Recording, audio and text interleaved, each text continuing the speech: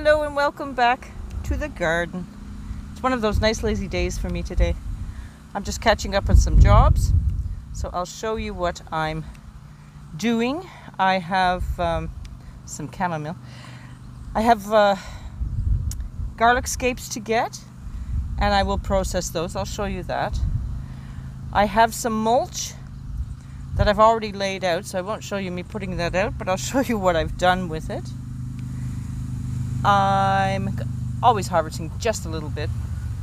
The whales I hear, so I'll probably try to get some shots of my very bad camera shots of me taking whales, but I always love seeing them and hearing them. I'll see if I can get any. And just general, I'm just puttering around. Got to clean up some things. I'm going to clean up my pots. Oh, and look, the strawberries are just starting to come along. These ones never make it in the house, not till they start coming full force. Pretty garden things. I've been trying the old trick of boiled water on weeds in the gravel here, with some success. It works very well on some plants. It's never going to get dock, which is such a nuisance here, and I've got it all over. And if you know dock, you try to pull it out and it's slimy at the base. It's got this mechanism and you can't get it out. So I'm never going to get the roots of them, but as long as I continue to die back. Now some of these weeds, it's great success and I can just now easily get them out, but slow but sure. Just sometimes these things get too big, get out of hand, and too hard to tackle. So, experimenting with the hot water. It just seems to happen overnight and the scapes need my attention. So, I'm going to gather some of these and start my processing. Here's one. You can see how large that is. That's getting woody there. It's a larger head of garlic anyways. When I go in and process, I just cut little pieces like that for my meals. Then I've always got, I just throw them in a container, they freeze, I don't have to spread them out on a tray or any of that nonsense. They just make sure they're dry when they go in, and grab handfuls as I need them. Now I'll be cutting these probably in a couple of stages because I want to maximize how much they're growing to maximize the crop, but I don't want them too big or they're woody, and I'll just be cutting that part off anyways. Ew, spittle bugs. Just heard a whale. We'll be whale watching tonight. Well, I think I'll stop there. That's enough for me to work on today, and maybe not tomorrow, the next day I'll come out and probably gather most of the rest of them. But this of course gives your garlic bulbs time for, now that we've taken the plants wanting to be a flower here, now that we've taken that away, the energy will go back to the bulbs where it should be. And these I harvest probably about, I think it's August 10th every single year. It just seems to work out. Now, who knows this year? But that's when I start really looking at my bulbs. So, nice little harvest. Well, I've processed the first batch. I just use kitchen shears to cut them up. It's so easy. And then whenever I need that mild garlic, very mild, mellow garlic flavor in anything, it adds, well, it's a vegetable, really. So it adds filler and flavor. And then these pieces I don't throw away either. I don't throw anything away. So there's some of the tougher, harder stems and the tops where the flower would come. I save these and I use them either for stock or flavoring in the bottom of your roast pan. So I would lay these in the bottom and your meat on top, and that gives you probably with my onion tops and my celery leaf tops to give a nice flavor for your gravy starter. Such a lovely smell in the kitchen right now. So I just pop these in the freezer, and these. And for the perennial garlic, I'm now growing in, well, 3 beds apparently. I'm going to let the scapes continue. This would obviously be too big for me. But I want to see the flowers. I've never let my garlic flower. And because this is perennial, I don't need to worry about it. I can hear the whale or whales right now. He's really blowing, so I'll see if I can catch. This is, of course, just my phone. I think there's 2. Oh, there's his tail.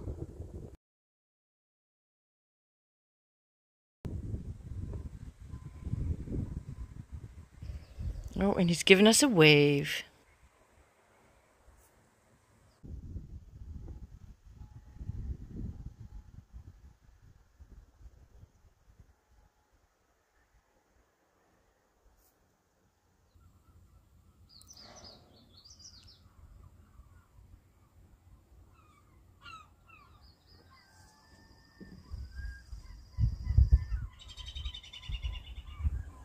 Bruce asked me to pick him up a couple of bags of cedar mulch, and I made an error and bought the wrong color. I bought him black. He wanted natural, I guess. So that gave me 2 bags of mulch, and I'm using them on my current bushes, the cuttings that I took, and the existing raspberries. So not that I'm going to tame this area anytime soon, but I'll slowly, I guess, each year build with the mulch to just to try to curb this wild area here. Little sprout on the current there. But I can see my raspberries are already spreading. New shoots have come out here. And they're producing lots of berries now. Actually, lots. So that is wonderful.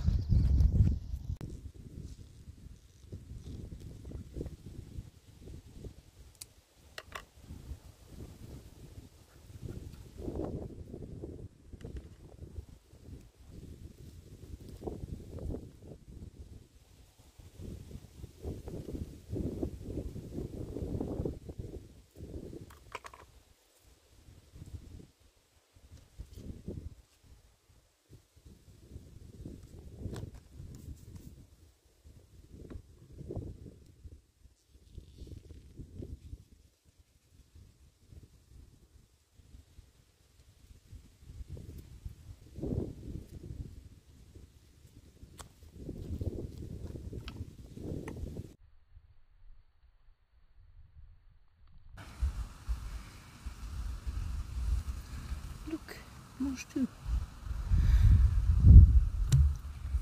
Definitely one of the ways I maximize my growing is to get those seeds that are cold hardy into my garden as soon as I can. You know, it's still cold out. It's the ground is, you know, just barely workable. And then you can get, you know, those early harvests that you wouldn't have otherwise if you didn't get out there in that cold. So some lovely green onions or spring onions. I'm actually getting my snow peas already. And beautiful little turnips. All the plants that don't mind going out in the cold. And these are direct seeded. I've already harvested some lettuce for breakfast for myself. I think I'm gonna have to get some more because I've got so much of it everywhere. When I'm pulling these plants, by the way, even though it looks so busy here, I knew when I put in my turnip, they'd be coming out very early. The lettuce would be coming out very early. My bunching onions would be coming out early. And so the brassicas you see here will have the room to expand in time. So it's a little bit of planning when you're doing it, when overseeding. Got some nice carrots coming up here. And this would be a sunflower. Lovely. Odd, but lovely.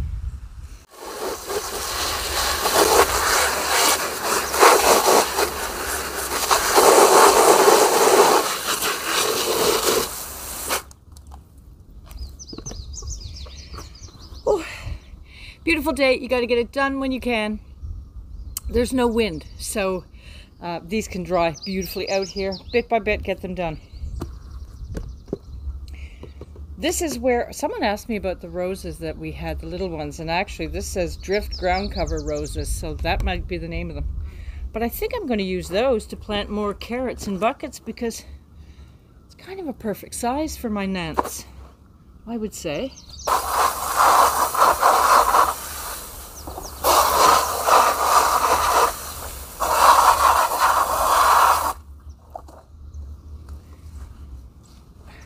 I think I'll get on and do some weeding now. Get on with the day. But thank you so much for joining me. We'll see you soon.